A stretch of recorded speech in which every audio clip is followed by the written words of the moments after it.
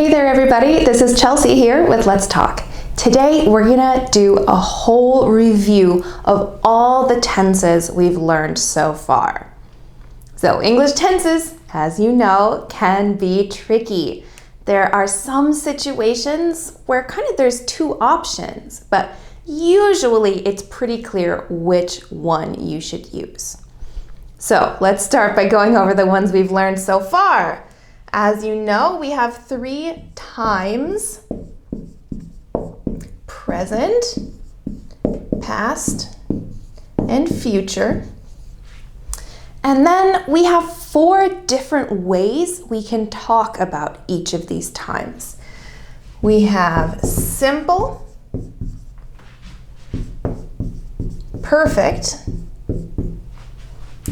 continuous, and perfect continuous. So if we think about this as a table,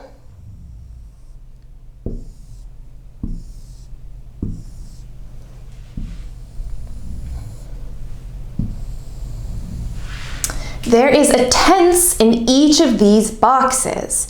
We haven't learned all of them yet. Let's see, I think we haven't done past perfect continuous or future perfect continuous, but I think we've done all the rest. So don't worry about those until later. But let's talk about the different characteristics of each of these tenses, all right? So in general, our simple tenses,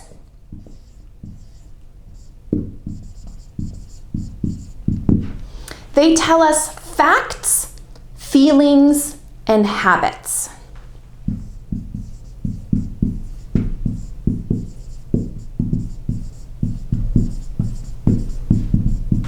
So whether that is present, past, or future, if it's a simple tense, it'll be giving us probably one of these 3 things. Perfect tenses, as you know, have a couple different uses. So either something happened one time or multiple times in the past, or something started in the past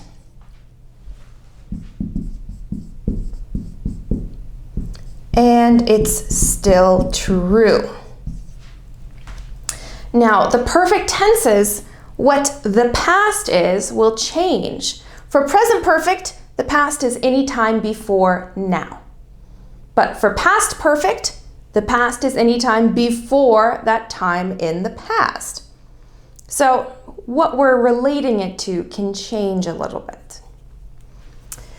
Continuous tenses tell us about an action that's happening at that time. So either in the past, in the present, or in the future, there's something specific happening, an action that is going on. And perfect continuous tenses, they emphasize how long an action has been happening. So again, compared to your reference point for present perfect continuous, our reference point is now. So how long before now? For past perfect continuous, our time reference would be how long before that point in the past. But we don't have to worry about that quite yet. Okay, so let's talk about how we form each tense.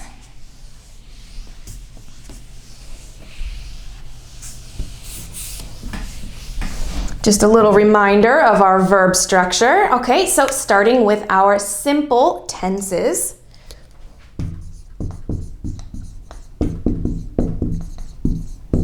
Present simple, past simple, and future simple. All right, so present simple, pretty basic, right? We're going to use our present tense verb.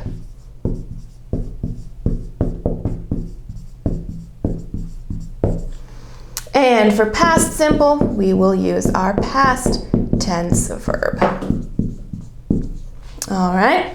Now, future has two options. If you remember, we can do will plus the base form or be going to plus the base form. So that would be is, am, are plus going to plus the base form. All right, this was the easy stuff. Let's move on to some perfect tenses. Present perfect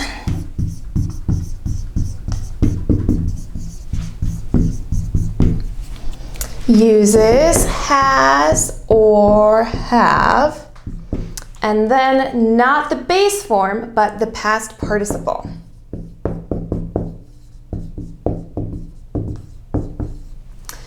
And same with past perfect. But instead of has or have, we'll use had plus the past participle.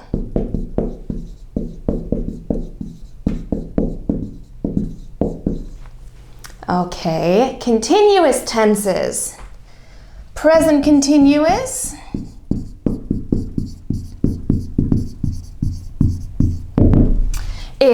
is, am, or are plus our ing verb.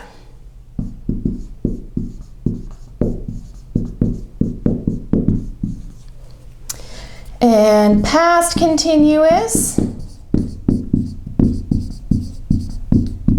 instead of is, am, are, we'll do the past tense of to be was or were plus our ing verb. And future continuous,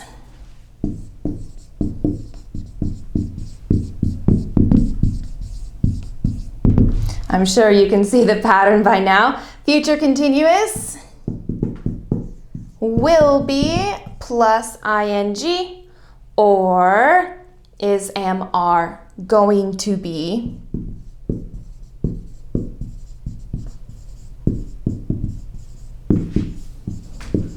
plus our ing verb. So as you can see, it's a lot shorter to use will when we're doing the future continuous tense. All right, then we start combining these together for present perfect continuous.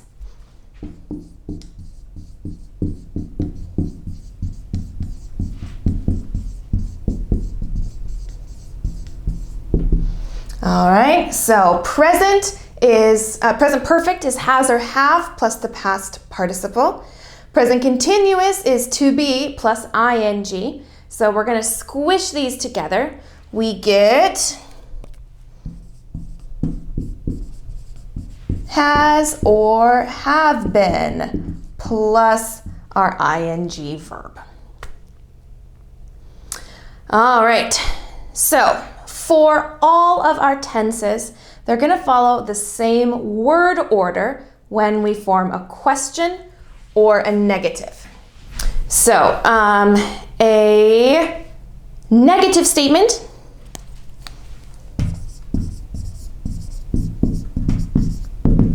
will always be the subject,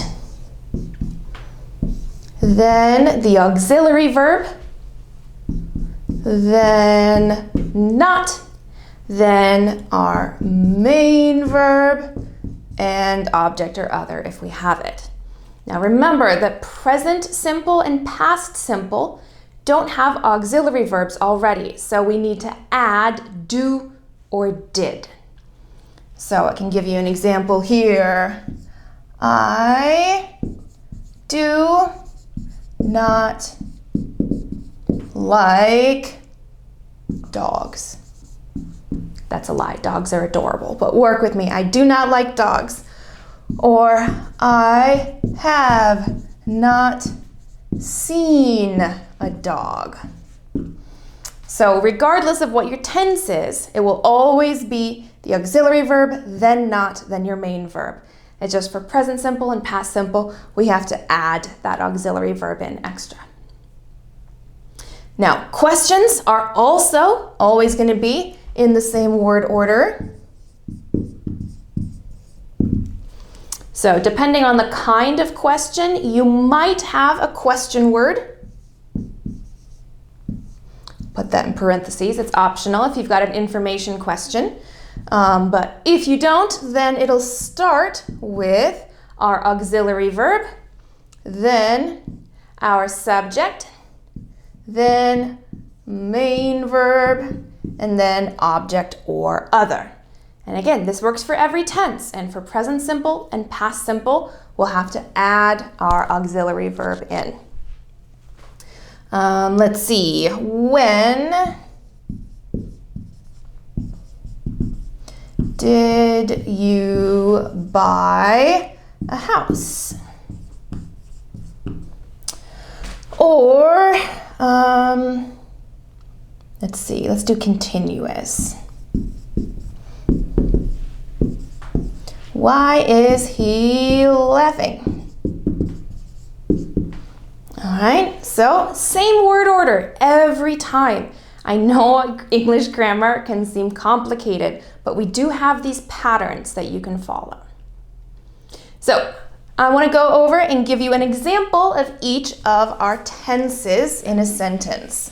Okay, so starting at the top, present simple tense. Remember, we use this for facts, feelings, or habits. So I could say, it's a fact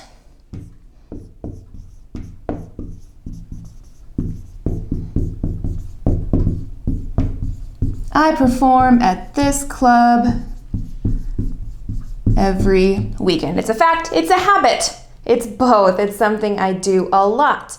I could tell you my feeling. I love performing. And remember, this is not a continuous tense. This is a gerund after our verb of love. This is verb plus gerund. For a perfect tense, I could say,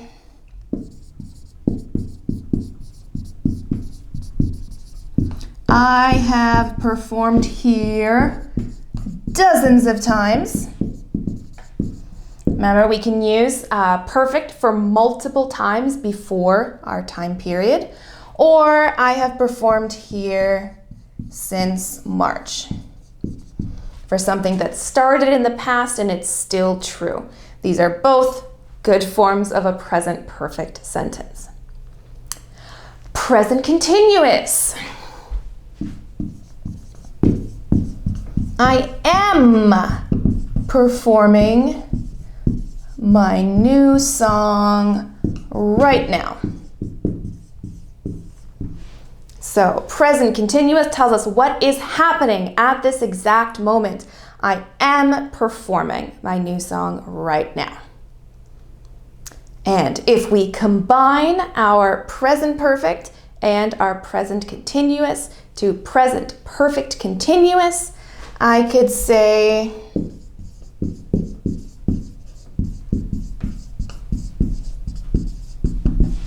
I have been performing for 3 hours and I'm tired. Or I have been performing here since March. So you'll note that one's kind of the same as our present perfect, and we'll talk about that in a little bit, okay? Okay, let's move to the past. Sticking with our verb perform, I can say, I performed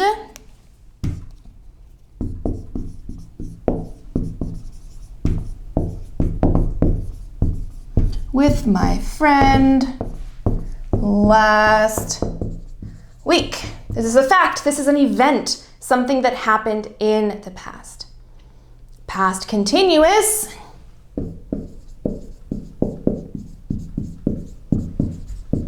I was performing last night at 9 o'clock when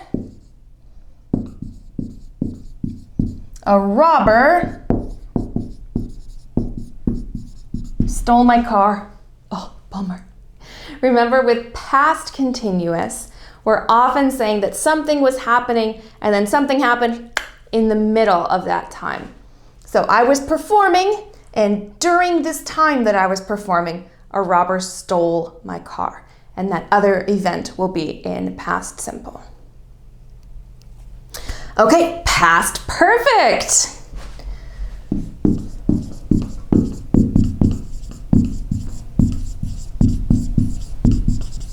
I had already performed that song, so I didn't want to do it again.